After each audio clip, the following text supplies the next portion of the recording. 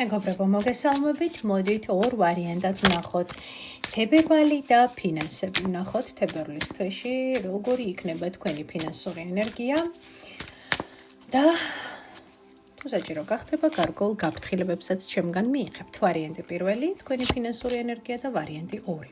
ორი ვარიანტი გვექნება, პირველი ვარიანტი ამეთვის და მეორე ვარიანტი დალმატინი იასპი. კარგად დააკვირდით ორივე ვარიანტს. კარგად შეიგრძენით ორივე ვარიანტი. Ჩემეცდები რომ უფრო მეტად გავანათო ახლა თქვენთვის. აი ასე.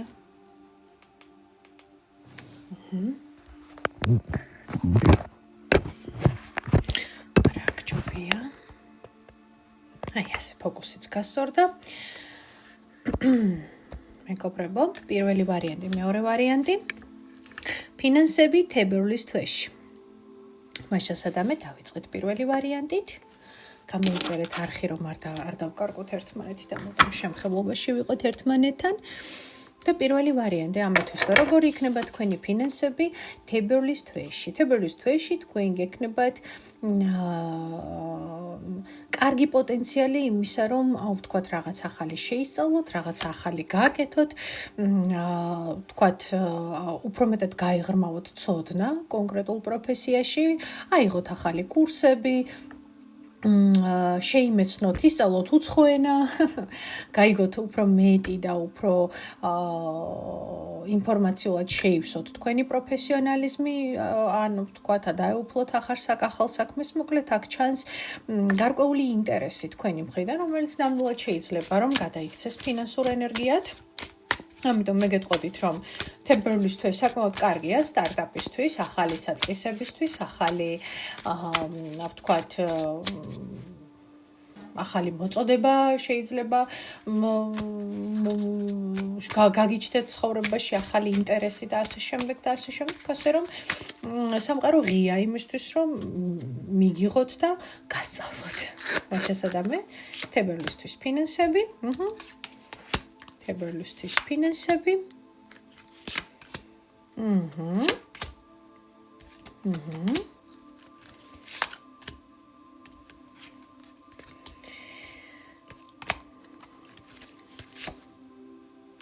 ერთადერთი რა შემიძლია გითხრათ. კი, თებერვლის თვე ძალიან კარგია ამ ყველაფრისთვის, მაგრამ მე აქ არ მომწონს ის, რომ თითქოს შესაძლებელია ოჯახის წევრთან ან წევრებთან დაკავშირებით, ან მათ კონდეთ თქვენთან, ვთქვათ, რაღაცა გარკვეული პრეტენზიები, ან თქვენ კონდეთ მათთან დაკავშირებით პრეტენზიები, იმიტომ რომ თვლიდეთ, რომ ან ისინი გიშლიან ხელს, ან ისინი თვლიან, რომ ვთქვათ, თქვენთვის უფრო მეტად უკეთესი უნდათ, უფრო მეტად კარგად და სწორად იციან, სად მომართონ, ვთქვათ, თქვენი ენერგია, რა არის თქვენთვის უკეთესი და ასე შემდეგ. ანუ აქ ჩანს შეუთანხმებლობა და შესაძლებელია ერთგვარი გარემოება არასასურველი თქვენთვის, რომელიც რაღაცნაირად მუხტს გიკარგავთ, მიხვდით ხომ?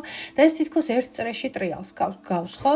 მაგალითად, აიღეთ რაღაცა ახალი ინტერესი გაგიჩნდათ ცხოვრებაში, მოგინდათ რომ ეს ინტერესი რაღაცნაირად გააღრმავოთ, გააღვივოთ, ცოდნა, მაგრამ ვერ გრძნობთ და არ გრძნობთ მხარდაჭერას ოჯახის წევრებისგან, იმიტომ რომ თქვათ იქ სულ წუწუნია, სულ ნეგატივია, სულ სანერვიულოა, ვთქვათ, განწყობა გიფუჭდებათ და ასე შემდეგ და ასე შემდეგ, ხო?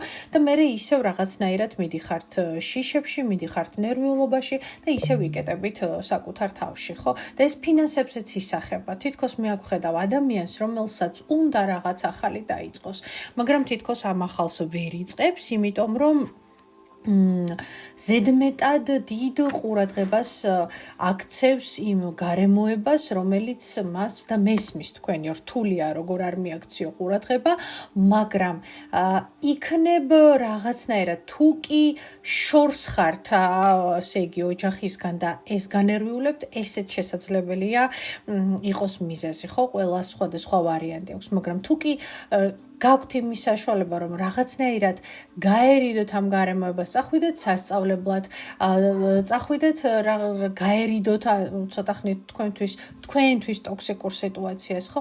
ეს იქნებოდა ძალიან კარგი. და თქვენ მაგალითად ვინც წასულები ხართ შორს და ნერვიულობთ ოჯახთან დაკავშირებით და ასე შემდეგ, ხო? ხა ერთ გაშლაში ძალიან ბევრი ის თქმა არ მინდა რომ მომიხდეს, ხო? იმიტომ რომ ამაზე ჩვენ ძალიან ბევრს საუბრობთ ხოლმე. თუ ყველაფერზე პასუხისგებლობას თქვენ აიღებთ და არ აცდით სხვა ადამიანებს და ყოველთვის გამონახავთ მიზეზს რომ გაამართლოთ, რომ ვიღაცა ცუდად არის, ამ დროს ორი ხელი, ორი ფეხი და ყველაფერი კარგად აქვს. ვიღაცას არ უმართლებს, მაგრამ თქვენ რატომღაც ფიქრობთ, რომ გაგიმართლათ, რომ მძიმე სამსახურში მუშაობთ, მარტო და უზარმაზარ ჯაფას ეწევით, მაგრამ აი ოღონდ სხვები იყვნენ კარგად, ხო? რა თქმა უნდა, ასეთი აზროვნებით, ხომ, ყოველთვის იტრიალებთ ერთი და იგივე სცენარში, რაც ნიშნავს იმას, რომ ყველა თქვენი კომფორტის ზონით ისარგებლებს თქვენს გარდა. გამიგეთ, ხო? აქ არის უბრალოდ ვიმეორებ დარღვეული ენერგია, რომელიც სისტემატურად ტრიალებს სცენარულად თქვენსა და ოჯახის წევრებს შორის. ამიტომ მე აქ ერთადერთი რაც შემიძლია გირჩიოთ, ეს არის ის, რომ მიფიქროთ ამ თემაზე.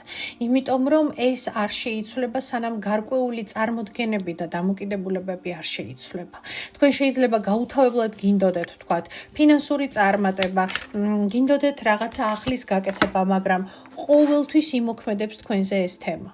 ყოველთვის იმოქმედებს. მე იმას არ გეუბნებით, რომ ვთქვათ, საერთოდ ხელი დაუქნიოთ ყველას და ყველაფერს, მაგრამ არა, ისწავლეთ, რომ სხვების პასუხისგებლობები არ აიღოთ საკუთარ თავზე, იმიტომ რომ ასე უბრალოდ იქნებით მუდმივად ერთ წრეზე უკმაყოფილო და მუდმივად თქვენს შემდგომ გაგიჩნდებათ ერთგვარი პროტესტები, რომ იცით რა, თქვენს გამო მე ვერ შევძელი ჩემი სურვილების ასრულება, ან ფინანსური ენერგიის გაზრდა და ასე შემდეგ. და ხანდახან ჩვენ არ ვაცლით ხოლმე ადამიანებს, რომ იყვნენ დამოუკიდებლები და ყველამ თავის ცხოვრებას მიხედოს.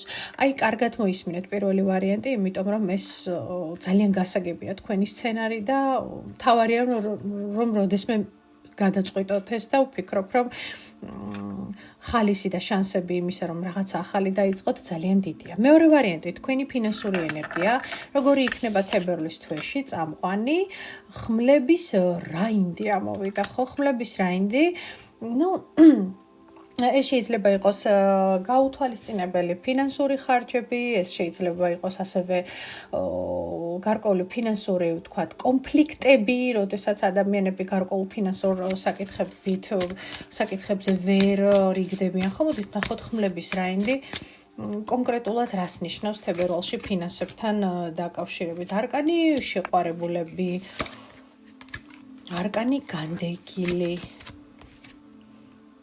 ხო, ნახეთ, აქ ყველა არკანი ერთიანად ყვირის იმას, რომ ძვირფასო მეორე ვარიანტო. მგონი არ ჩანს, ხო, რას და არკანებს იქ ჩემთვის რო ვალაგებ. ძვირფასო მეორე ვარიანტო. ნახეთ, რაში არის აქ საქმე, ხომ? აქ მნიშვნელოვანი არის, რომ მოაგვაროთ საკუთარი ფინანსური ხარჯების ნაწილი იყოს ძალიან მკაცრად გათვლილი. თქვენ არკანები გეუბნებიან, რომ თებერვლის თვეში უნდა დაჯდეთ და უნდა იფიქროთ, თუ სად იხარჯება თქვენი ფინანსები. იმიტომ რომ შესაძლებელია გაგედინებოდეთ ფინანსური ენერგია, იმიტომ რომ აი იქ იმას არ მივაქციებ, ყურადღება, ფული იმას მივეცი, აქ ამას, ანუ ხარჯებში არის ძალიან, ანუ შეგრძნება მაქვს, რომ ადამიანებს უფრო მეტი მიაქვთ და საქმეებს უფრო მეტი მიაქვთ, ვიდრე გეძლევათ, ხომ? იმიტომ რომ დიახ, შრომობთ, დიახ, საქმეს აკეთებთ, მაგრამ თითქოს ამის გემოს ვერ გებულობთ. ამიტომ ერთგვარი ხარჯ და აღრიცხვა ძალიან კარგი ამბავი იქნება, რომ უფრო მეტად მკაცრად შეხედოთ საკუთარ ფინანსებს, ხომ? ასევე შესაძლებელია ნიშნავდეს გარკვეული არჩევანის გაკეთებას, რომელიც სხვა ადამიანებს ვიღაცებს შეიძლება არ მოეწონოთ, შეიძლება ვიღაცებს ფინანსური ონკანი და ჟანგბადი გადაუკეტოთ და უთხრათ, რომ კარგად იყავი, წადი შენ საქმეს და შენ ცხოვრება შენ თვითონ მიხედე, დიდი ბიჭი, დიდი გოგო ხარ, ხო? ან გარკვეულწილად მკაცრად უდგებით საკუთარ ფინანსებს თებერვლის თვეში. აი ეს არის ძალიან მნიშვნელოვანი.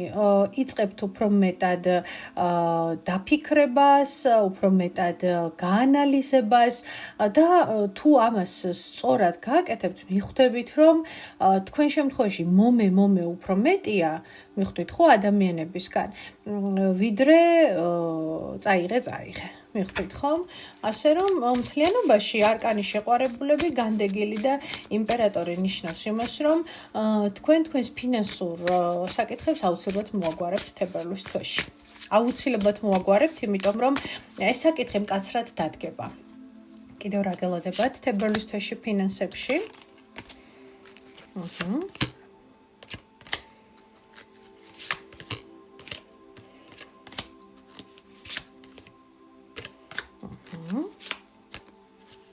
კი, ნამდვილად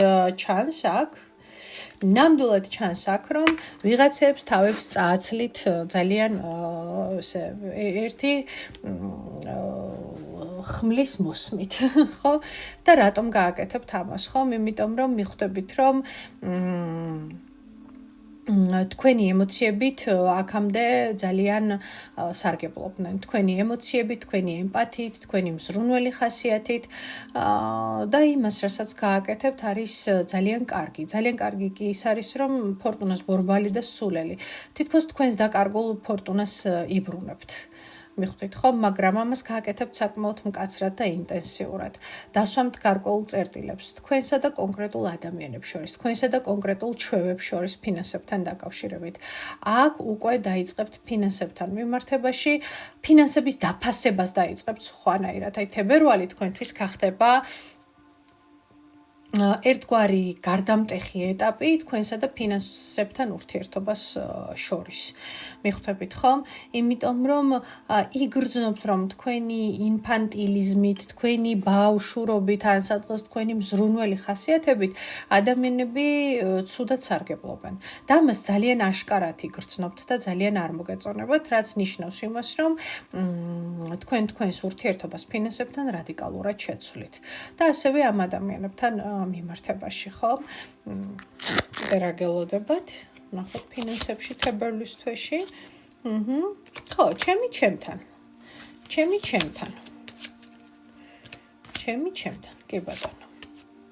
კი ბატონო. კი, იმიტომ რომ დაიღალეთ. კი ბატონო, იმიტომ რომ დაიღალეთ ბრძოლით. კი ბატონო. იცით რა, ძალიან ლამაზად და ძალიან გასაგებად დაალაგებთ თქვენს ფინანსურ საკითხებსა და ადამიანებთან მიმართებაში ურთიერთობებს.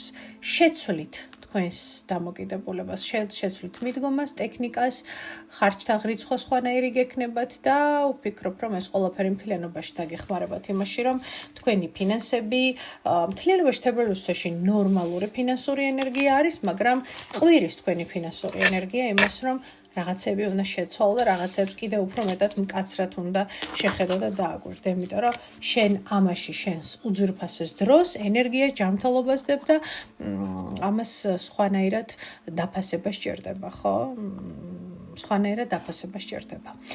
აი ეს არის შემოძვირფასება. კიდევ ერთი მომენტი, მეორე ვარიანტი შესაძლებელი აქ ის იყოს, რომ თქვენს ენერგიას იმაზე ნაკლებად აფასებთ, ვიდრე ის ამად ღირს.